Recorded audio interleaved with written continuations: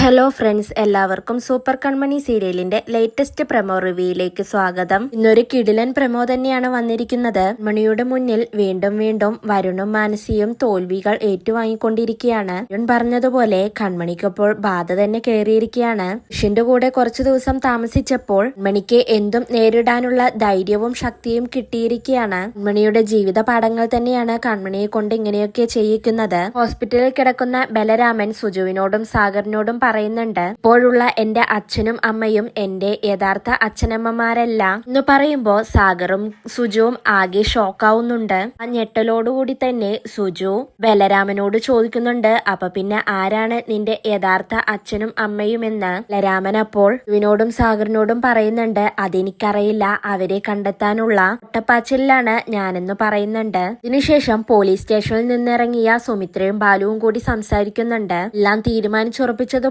സുമിത്ര ബാലുവിനോട് പറയുന്നുണ്ട്, കൊല്ലണം അയാളെ. ഇങ്ങനെ അയാളെ കൊന്നാ മാത്രം പോരാ, പിന്നെ നമ്മുടെ മകൾ ഭാഗ്യശ്രീ അവളും തീരണം. നമ്മുടെ വഴിയിൽ എതിരായി നിൽക്കുന്നവരൊന്നും ഇനി ജീവിക്കണ്ട, അവരെ എല്ലാവരെയും നമുക്ക് തീർക്കണമെന്ന് സുമിത്ര ബാലുവിനോട് പറയുന്നുണ്ട്. അതിനുശേഷം ഹോസ്പിറ്റലിൽ വെച്ച് കൺമണിയെ മാനസിയും വരുണും കാണുന്നുണ്ട്. പിന്നീട് മാനസ കൺമണിയോട് ദേഷ്യപ്പെട്ടുകൊണ്ട് കൺമണിയുടെ താലി കയ്യിലെടുത്തുകൊണ്ട് പറയുന്നുണ്ട്, നിന്റെ ഒരു കള്ളത്താലി ഞാനിത് പൊട്ടിച്ച് കളയാൻ പോവാണെന്ന് മാനസ പറയുന്ന സമയത്ത് കൺമണിയിൽ മാനസിയെ ഒരു നോട്ടം നോക്കുന്നുണ്ട്. ആ നോട്ടത്തിലൂടെ തന്നെ അറിയാവുന്നതാണ് കൺമണിക്ക് ആ താലി എത്രയേറെ വിലപ്പെട്ടതാണെന്ന്. ഒരു പേടിയുമില്ലാതെ വളരെ ശക്തിയാർജിച്ചുകൊണ്ട് കൺമണി തിരിച്ച് മാനസിക്ക് മറുപടി കൊടുക്കുന്നുണ്ട്. നീ ആ താലി പൊട്ടിച്ചു കളഞ്ഞിട്ടുണ്ടെങ്കിൽ നിന്നെ ഞാൻ കൊന്നു കളയുമെന്ന് കൺമണി താക്കീത് കൊടുക്കുകയാണ് മാനസയ്ക്ക്. എല്ലാം കേട്ട് മാനസിയും വരുണും കൺമണിയെ പേടിച്ചുകൊണ്ട് ഒന്നും മിണ്ടാതെ അങ്ങനെ നിൽക്കുകയാണ്. കൺമണിയാണെങ്കിൽ